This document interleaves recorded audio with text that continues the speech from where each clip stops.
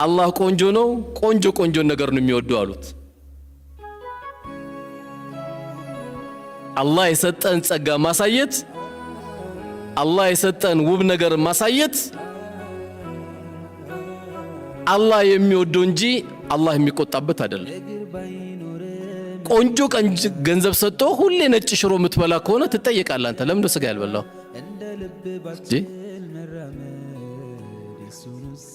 አይ አላህ ይቆጣብኛል። ለምን ይቆጣብሃል?